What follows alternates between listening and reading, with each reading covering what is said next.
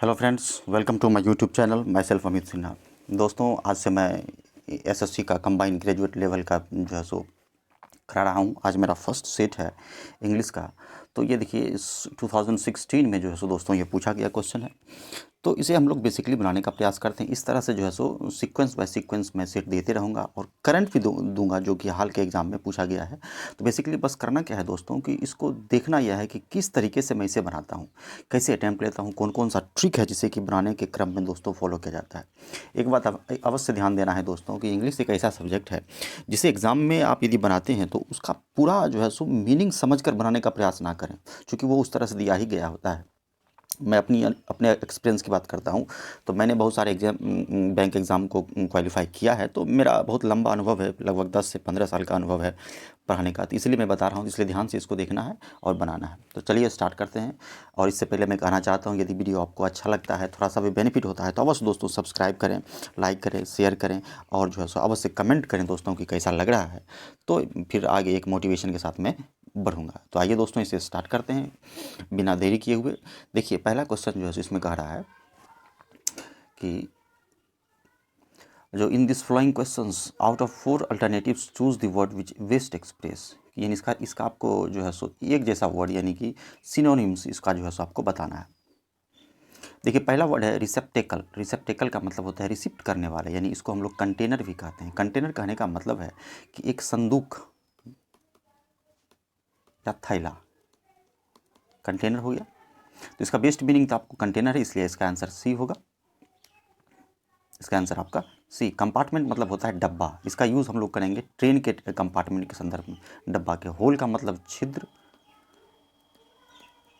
और फ्यूनल का मतलब होता है चिमनी, जिससे धुआं निकलता है। चिमनी जिससे धुआं निकलता है, पाइप जैसा, उसको हम लोग फ्यूनल कहते हैं।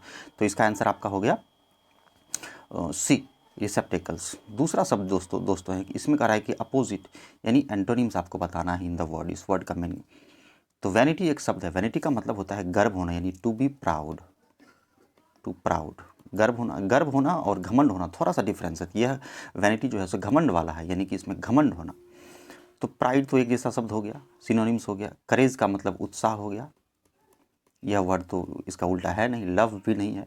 और ह्यूमैनिटी का मतलब हो गया विनम्रता, जिसमें विनम्रता हो। तो आंसर आपका क्या है? ठीक इसका उल्टा। तो इसका आंसर होगा डी, यानी कि ह्यूमैनिटी।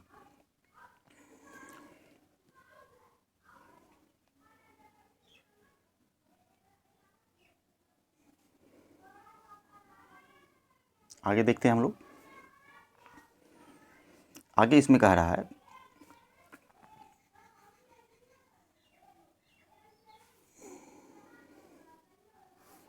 इसमें आपको करना क्या है कि इसमें आपको बेसिकली है कि इसमें एरर फाइंड आउट करना। You have to find out error की गलती कहाँ है। देखिए दोस्तों, जब भी हम लोग एरर बनाते हैं तो किन किन बातों का ध्यान देना पड़ता है। सबसे इंपॉर्टेंट बात इसमें जो है सो टेंस को देखना पड़ता है कि किस टेंस में लिखा गया है ना।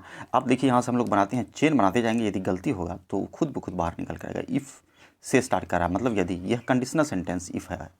अब स्टेटमेंट स्टार्ट करते हैं। इफ़ यू परमिट मी, यदि तुम मुझे परमिट करते हो। यू सब्जेक्ट हो गया, सब्जेक्ट के बाद वर्ब में एस आई एस लगाते हैं, तो सिंपल प्रेजेंट टेंस का, यानी सब्जेक्ट प्लस वर्ब में S I S plus object. इस टेंस को फॉलो करा। यहाँ तक तो सही है कि यदि तुम, चूंकि यू के साथ क्या लगाएंगे, पुलर वर्ब का प्रयोग करते हैं। यू परमिट, एस नहीं लगाएंगे। यहाँ पर यदि ही रहता तो परमिट्स हो जाता। और आई का ऑब्जेक्टिव फॉर मी है, तो बिल्कुल सही है कि if you permit me to speak the truth, कि इस ट्रूथ को कहने में यदि मुझे स्पीक अलाउ करते हो कि बोला जाए। आई सॉल, आई के बाद सेल, सेल के बाद भी वन का प्रयोग किया, बिल्कुल सही है। ये कंडीशनल सेंटेंस क्या हो गया? If plus simple present tense एक साइड, और दूसरा सिंपल फ्यूचर टेंस, इस तरह से बनाया गया है। तो यही कंडीशनल सेंटेंस याद रखना है कि यदि इफ़ लगाएगा तो एक साइड जो है सिंपल प्रेजेंट टेंस का, दूसरी साइड सिंपल फ्यूचर टेंस का प्रयोग जो है सो दोस्तों किया जाता है। अब देखते हैं आगे देखते हैं कि आई सॉल स्टेट विदाउट हेजिटेशन, कि बिना किसी हिचकिचाहट का मैं स्टेट करूँगा। स्टेट मीन्स कहना, दैट कि यू हैव डन मिस्टेक्स। बड़ा ही बेहतरीन शब्द है, बहुत ही इजी वर्ड का यूज़ भी किया गया है। ध्यान रखना है कि जब भी मिस्टेक करते हैं, गलती करते हैं, तो वहाँ पर हमेशा हम लोग क्या लिखते हैं? Commit mistake. कमिट मिस्टेक, गलती करना, दोनों एक शब्द है। पेयर में चलेगा, बहुत ऐसा वर्ड है जो पेयर में चलता है, जैसे एब्जेक्ट पॉवर्टी, पूर्ण गरीबी, है ना। हैप्पी रेन, भारी बारिश थी, इस तरह का जो पेयर वर्ड है तो यहाँ पर क्या होगा, कमिट मिस्टेक। तो आंसर आपका यहाँ पर होगा कमिट का प्रयोग करेंगे, आंसर आपका डी हो गया। आगे हम लोग बढ़ते हैं दोस्तों 5 नंबर क्वेश्चन पर।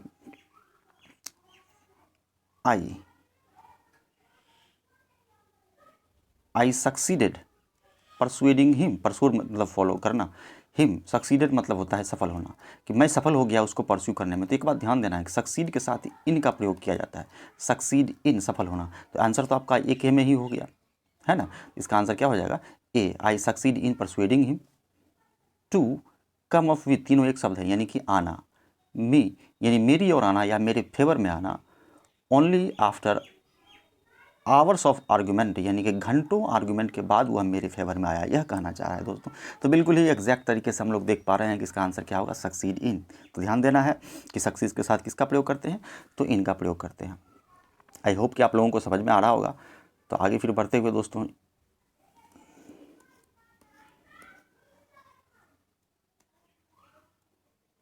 6 नंबर, देखिए बड़ा अच्छा शब्द 6 नंबर में भी कहा गया है कि वर्मिन कीटों का समूह है ना। तो वर्मिन है, तो वर्मिन अपने देखने में तो सिंगुलर लग रहा है, लेकिन हम लोग इसको नाउन में पढ़ते हैं तो पता चलता है कि कुछ ऐसे शब्द होते हैं जो दिखने में तो सिंगुलर लगते हैं लेकिन वो क्या होते हैं, प्लूरल होते हैं। तो प्लूरल है, तो प्लूरल के साथ हम लोग यहाँ पर डज नहीं लगाएंगे बल्कि डू लगाएंगे।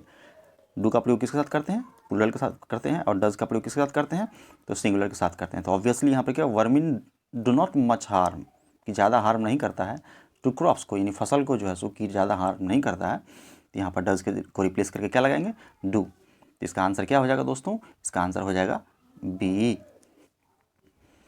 आगे देखते हैं 7। इसमें करना क्या है आपको कि कौन सा वर्ड फिट जाएगा, बस कुछ नहीं है, थोड़ा सा ग्रामेटिकल थोड़ा सा इसमें ध्यान देना है कि किसका प्रयोग कहाँ कब किस कंडीशन में हम लोग करते हैं, है ना।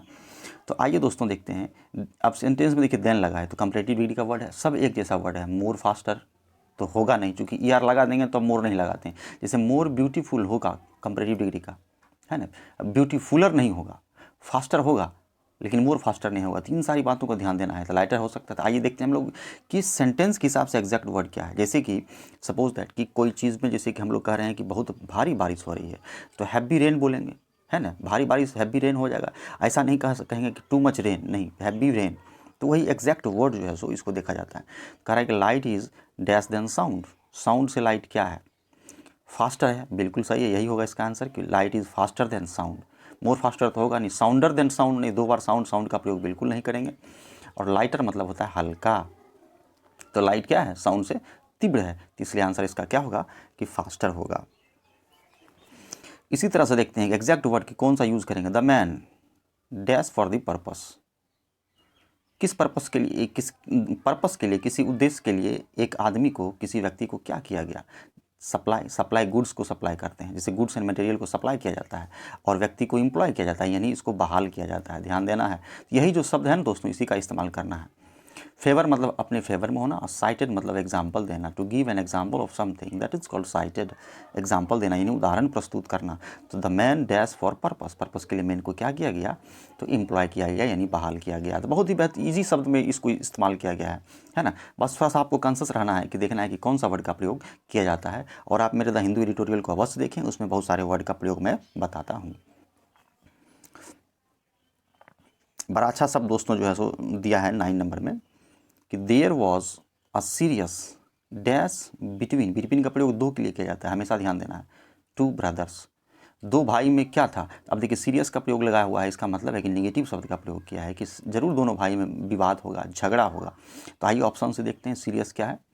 देखिए अल्टरकेशन, अल्टरकेशन का मतलब होता है विवाद, तो यही आपका आंसर हो गया कि सीरियस विवाद था दोनों भाई के बीच में। आगे भी वर्ड को हम लोग देख लेते हैं। अल्ट्रेशन, अल्ट्रेशन का मतलब होता है चेंजिंग होना यानी बदलाव होना, चेंजिंग होना। एलिट्रेशन, एलिट्रेशन का मतलब हो जाता है अलंकार, किसी चीज़ का अलंकार होता है ना उसके अंदर का, उसको हम लोग बोलते हैं एलिट्रेशन यानी अलंकार। ये भी आंसर नहीं होगा आपको। और एब्रेशन, एब्रेशन का मतलब हो जाता है, एब्रेशन का मतलब भी हो गया आपको बदलाव यानी चेंज, थोड़ा सा बदलाव होना यानी चेंज होना। तो ये सारा वर्ड कट गया, था आंसर क्या होगा अल्टरकेशन। अल्टरकेशन का मतलब serious altercation between two brothers, इन दोनों भाइयों के बीच में सीरियस क्या था, विवाद था। आई होप कि दोस्तों आप लोग यहाँ तक समझे। होंगे।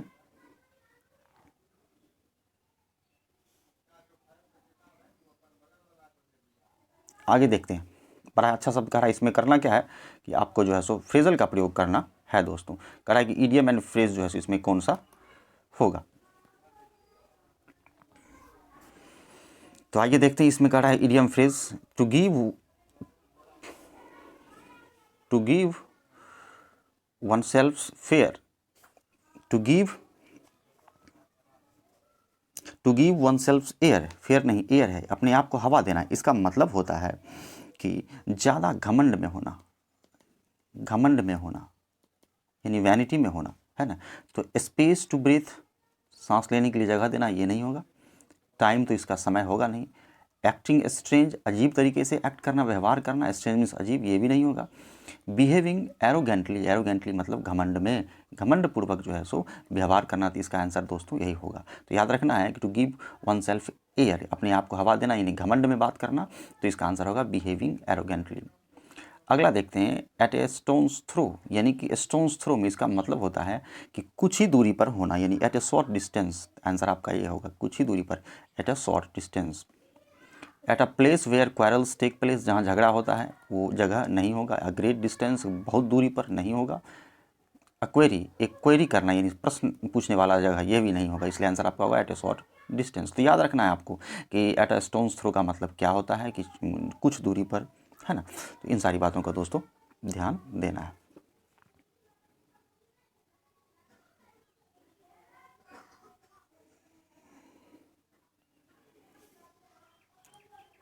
बोन ऑफ कंटेंटेशन एक शब्द है, यहाँ ध्यान देना है। बोन ऑफ कंटेंटेशन, इसका मतलब होता है विवाद का जड़, झगड़े क्या वजह, कलह, कलह का वजह। तो इसका आंसर आपको देखना है दोस्तों कि बोन ऑफ कंटेंटेशन का क्या होगा।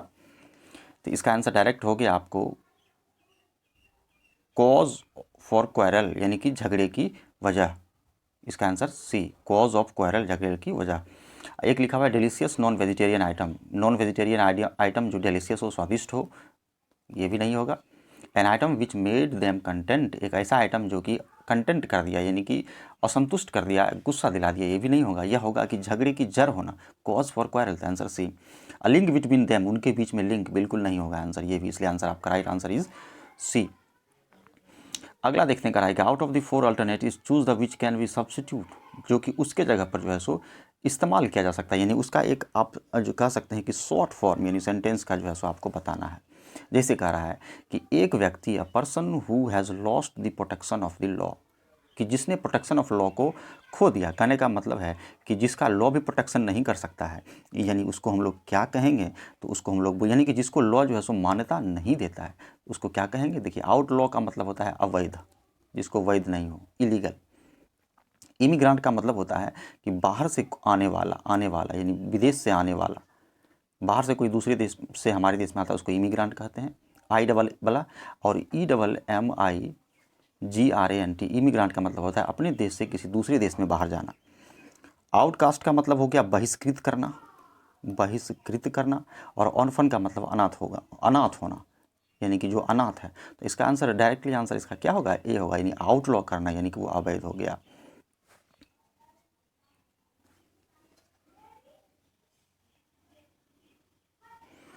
फॉल्सिफिकेशन ऑफ डॉक्यूमेंट एट्सेट्रा, कोई चीज़ फॉल्सिफिकेशन है यानी कि गलत है, तो उसको हम लोग क्या कहेंगे।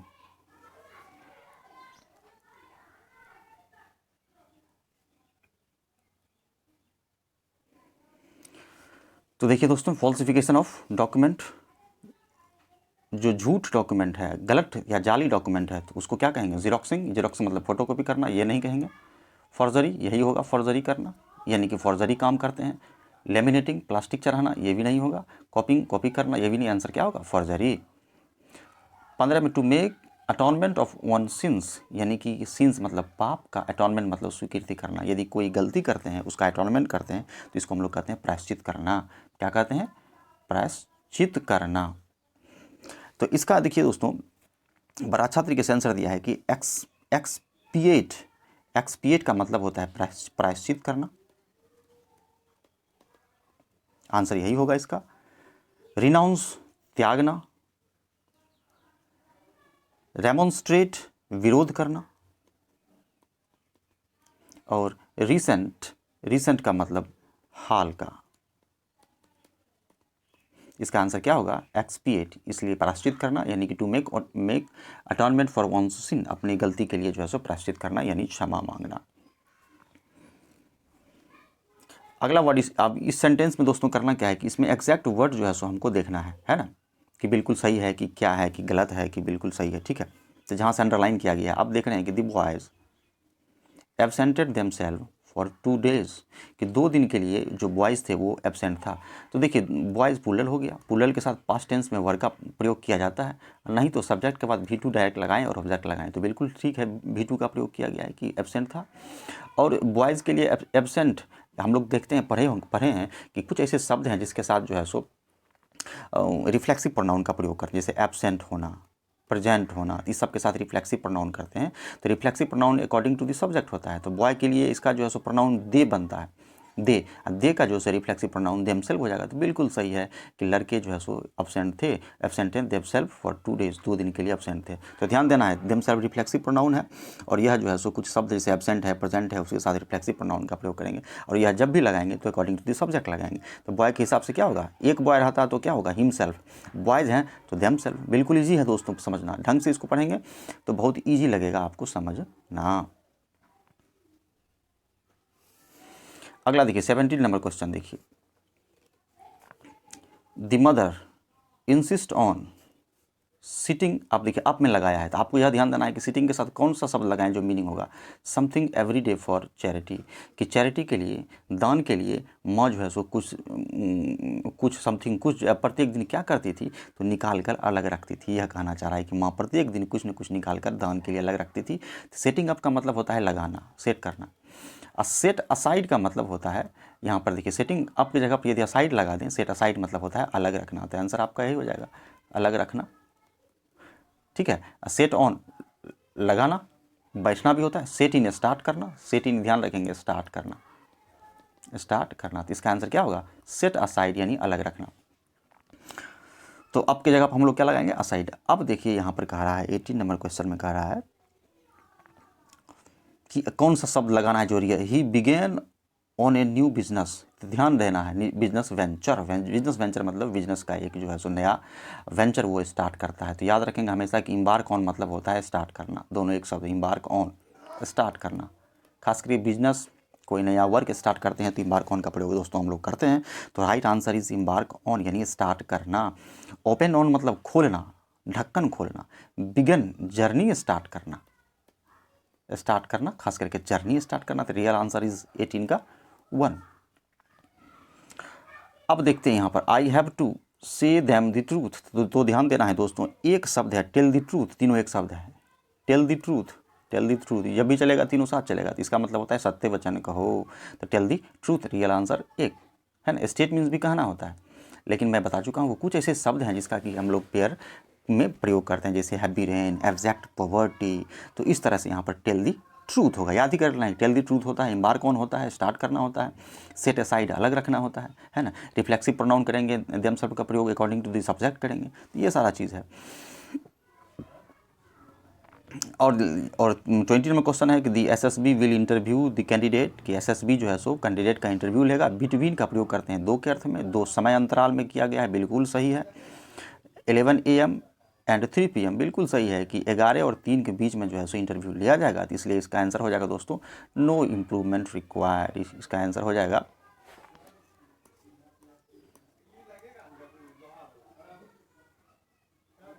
इसका आंसर डी हो जाएगा दोस्तों। अब आइए दोस्तों हम लोग पैसेज की बात करते हैं। बड़ा ही बेहतरीन चीज़ दोस्तों मैं बताने जा रहा हूँ, इसको ध्यान से दोस्तों जो है सो देखना है। बहुत ही इजी होता है पैसेज बनाना। तो जब भी आप पैसेज बनाएं तो इस बात का अवश्य ध्यान रखें कि करना क्या है। तो ध्यान देना है, देखिए यहाँ से मैं आपको बताने का प्रयास कर रहा हूँ। कहाँ से है, हाँ ठीक है, यहीं से है। जब भी आप पैसेज बनाएं ना तो इस बात का ध्यान रखें कि पैसेज को जो है ना पूरा समझना नहीं है ना, पूरा जो है सो पैसेज को बिल्कुल भी नहीं समझना है। करना क्या है, इसको एक बार जो है सो संक्षिप्त वे में पढ़ जाना है और इसका कुछ की वर्ड जो है सो उसको याद रखना है। ठीक है, तो तेज़ी में स्टार्ट याद रखेंगे कि कुछ की वर्ड इसका स्टार्ट रखेंगे और उससे हम लोग डायरेक्ट क्वेश्चन बनाएंगे। मुश्किल से इसको पढ़ने में हमको जो है सो 60 सेकेंड देना है, यानी 1 मिनट से ज़्यादा नहीं देंगे इसको पढ़ने में। आइए इसको तेज़ी से पढ़ने का प्रयास करते हैं और जो कीवर्ड होगा, जो महत्वपूर्ण, उसको अंडरलाइन करें। जैसे कि settle life and the cultivation gave man leisure. Leisure अभी डायरेक्ट फर्स्ट लाइन से ही पता चल रहा है कि settle life and cultivation, cultivation मतलब कृषि करना और लाइफ को सेट करना। गेव मैन लीजर, यानी लीजर मतलब आनंद, यानी कि इससे व्यक्ति को आनंद मिलता था। He had no longer always think getting food during the spare time to could make stone tools, whose pots, यानी कि जब वो टूल पॉट्स बनाता है तो बस समझ में आ गया कि इसमें जो है सो क्या कर रहा है कि कृषि जो है सो के बारे में बात कर रहा है कि किस तरह से पुराने समय में लोग जो है सो रहा करते थे, कृषि किया करते थे, टूल्स बनाया करते थे। यही इनका बेसिक पेशा था। तो एक बार तेज़ी से इसको पढ़ेंगे और बाद में इसको जब पढ़ेंगे तो ध्यान रखेंगे कि कौन कौन सा शब्द कहाँ लिखा गया है। एंड वीव क्लॉथ, कपड़े बुनते थे। Am some people spare time providing producing their own food and could even devote themselves to the other activities all the time. This resulted a division of labor. The division of labor made it possible for various groups to specialize, that is to acquire greater skills and learn better technique in doing one kind of work.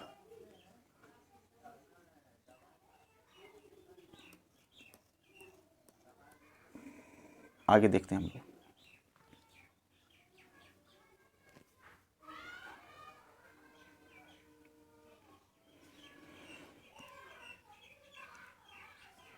अब देखिए कह रहा है कि the settled community of life needed rules to regulate the behaviour of the member of the community.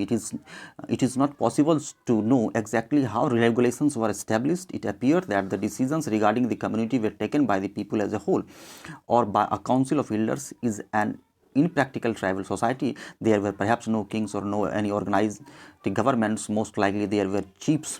Chiefs का मतलब मुख्य, elected by the community for their qualities of leadership, but these chiefs could not pass their positions on their sons. They enjoyed a few special privileges. Archaeological, अब देखिए यहाँ पर एक शब्द मिला archaeological excavation मतलब खुदाई। तो ये सब कीवर्ड है दोस्तों। इससे पता चलता है कि जो पुरातत्व खुदाई हुआ उससे पता चला कि लोग का लाइफ स्टाइल क्या था, लोग का एक जो है सो नेता हुआ करता था। बस यही हमको समझना है और फट से बना लेंगे वगैरह वगैरह।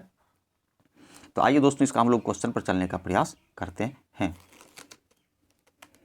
और क्वेश्चन पर चलेंगे और डायरेक्ट जो है सो बहुत ही इजी वे में हम बनाने का प्रयास करेंगे। तो हमने क्या देखा, हमने देखा कि इसका बेसिक थीम दोस्तों क्या था। बेसिक थीम दोस्तों इसका यही था कि पुराने ज़माने के लोग जो है सो किस तरह से जो है सो अपने लाइफ को जो है सो स्पेंड किया करते थे। तो यही इसका थीम था।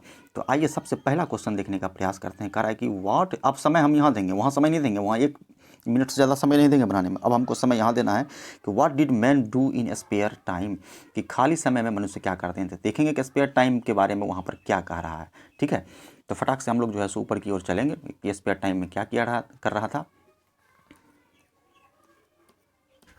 देखिए दोस्तों यहाँ पर जो है सो फर्स्ट पैराग्राफ में बिल्कुल लिखा हुआ है यहाँ पर फर्स्ट से खोजेंगे। यही अब समय हमको यही देना है, ढूंढने में देना है कि यहाँ पर क्या कह रहा है। अब देखिए कह रहा है कि ड्यूरिंग स्पेयर टाइम, यानी खाली समय में, he could make stone tools, stone tool बनाता था, हूज बनाता था, पॉट्स बनाता था और कपड़े बुनता था। तो यही आपका आंसर होगा। देख लीजिए ये कहीं पर लिखा हुआ है, तो फट से जो है उसको आंसर करना है हमको, हम लोगों को करना है। देखिए लिखा हुआ है कि मेड टूल्स, टूल बनाता था, मेड हूज और पॉट्स, वीव क्लॉथ, कपड़े बुनता था। तीनों आंसर होगा, इसलिए इसका क्या होगा, ऑल ऑफ दी एबव। ठीक है, समझ में आ गया दोस्तों। पहले जो इजी वे में पढ़ना है उसका कीवर्ड का ध्यान देना है, कीवर्ड। फिर और मैं पैसेज आगे बताऊंगा तो धीरे धीरे समझ में आएगा कि जो इंपॉर्टेंट वर्ड है उसको पकड़ेंगे कि कह क्या रहा है, दिमाग में एडजस्ट कर लेंगे कि ओह ये पुराने समय की, यानी आर्कियोलॉजिकल के बारे में बात कर रहा है कि पुराने समय में लोग कृषि करते थे, कैसे जो है सो कपड़े बुनते थे, किस तरह से बर्तन बनाते थे, किस तरह से टूल्स का इस्तेमाल करते थे। These are the important things which has been highlighted in the passage, these are the tricks to make the answers. ये आंसर बनाने का ट्रिक भी होता है। अब 22 नंबर क्वेश्चन में इन दिस पैसेज, इस पैसेज में डिवीज़न ऑफ लेबर मीन्स, कि डिवीज़न ऑफ लेबर का जो है सो दोस्तों मतलब क्या है इस पैसेज में। तो आइए दोस्तों देखते हैं इसको। ये भी फर्स्ट पैराग्राफ में ही दोस्तों आपको मेंशन किया गया है। अब देखिए यहाँ पर दोस्तों दिया गया है, देखिए ध्यान से देखना है। यहाँ पर जहाँ मैं कर्सर ले जाऊँगा, एक बार पढ़ेंगे तो थोड़ा सा ध्यान देना है कि कहाँ पर किस बात को जो है सो किया जा रहा है। देखिए, the division of labour made it possible for a various group, division of labour made it very good to specialise, that is acquire greater skill को एक्वायर करना एंड लर्न बेटर टेक्निक, और बेटर टेक्निक को learn करना ताकि अच्छा काम कर सकें। तो ये दोस्तों यहाँ लिखा हुआ है, और यही चीज़ यदि आपको आंसर में मिलेगा तो बिल्कुल आपका आंसर सटीक हो जाएगा। तो आइए दोस्तों देखते हैं कि क्या इसमें आंसर जो है सो दिया गया है। करा in this passage division of labour means क्या है, specialisations to acquire greater skills, बिल्कुल यही इसका आंसर होगा, क्योंकि इसमें ऑल ऑफ दीज भी नहीं है, इसलिए आंसर होगा specialisation to acquire greater skills. बिल्कुल इजी वे में दोस्त बनाएंगे, और जैसे जैसे आप बनाएंगे 10 से 20 पैसेज बनाते बनाते आपका ऐसा पकड़ हो जाएगा कि मुश्किल से 1 से 2 मिनट में आप सारा जो है सो पैसेज बनाकर दोस्तों निकल जाएंगे। अब आगे हम लोग जो है सो ये थोड़ा सा एक क्वेश्चन इसमें जो है सो रहता है दोस्तों कि कॉम्प्लिकेटेड रहता है, उस क्वेश्चन को छोड़ ही देना चाहिए, लेकिन आप बनाने हम लोग बना रहे हैं तो सब बनाएंगे। थोड़ा सा इसमें कह रहा है कि to which period do neolithic times refer, कि न्यूलिथिक टाइम के बारे में क्या बताया गया है कि किस समय को न्यूलिथिक कहेंगे। चूँकि न्यूलिथिक का इसमें चर्चा नहीं है तो इसलिए हमको खुद से समझना पड़ेगा। तो आइए दोस्तों इसमें कह रहा है, देखिए इसका आंसर आपको मिलेगा कहाँ पर, तो इसका आंसर मिलेगा आपको यहाँ पर। समझना है कि जिस समय टूल बना रहा था, है ना, देखिए यहाँ पर कह रहा है दोस्तों कि could make the stone tools who, तो टूल्स बना रहा है, तो टूल्स बनाने के संदर्भ में कह रहा है कि यह जो है सो स्टोन एज की बात है, तो इसलिए इसका आंसर हम लोग क्या लगाएंगे। और लास्ट में थोड़ा सा आर्कियोलॉजिकल साइट के बारे में भी बताता है, तो यहाँ पर आर्कियोलॉजिकल एक्सकवेशन के बारे में भी बताता है। तो लास्ट में आइए हम लोग देखने का प्रयास करते हैं। तो इसमें कह रहा है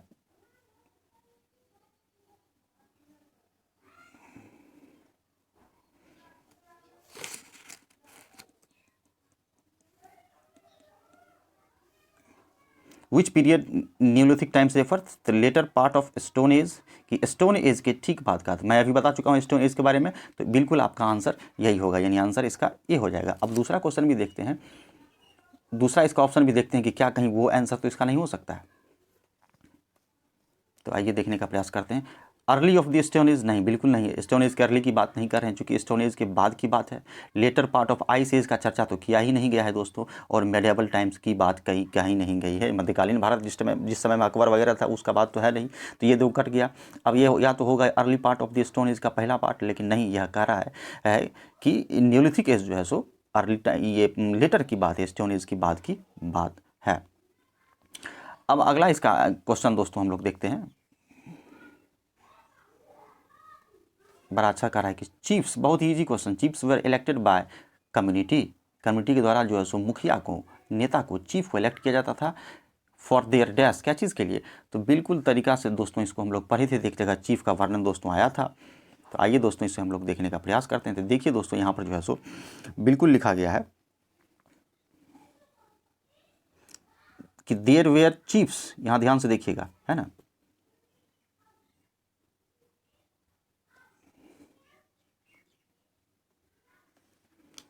कि देयर वेयर चीफ्स, कि चीफ्स हुआ करते थे और उन्हें इलेक्ट किया जाता था कम्युनिटी के दौरान, समाज के द्वारा, फॉर देयर क्वालिटीज़ के लिए, कि जिनके पास, सही जाहिर सी बात है कि उसी को चुना जाएगा जिसके पास लीडरशिप की क्षमता होगी। अभी हमारे प्रधानमंत्री नरेंद्र मोदी हैं, तो उनके अंदर क्वालिटीज़ है, इसीलिए जो है सो लोगों ने उनको चुना है ना।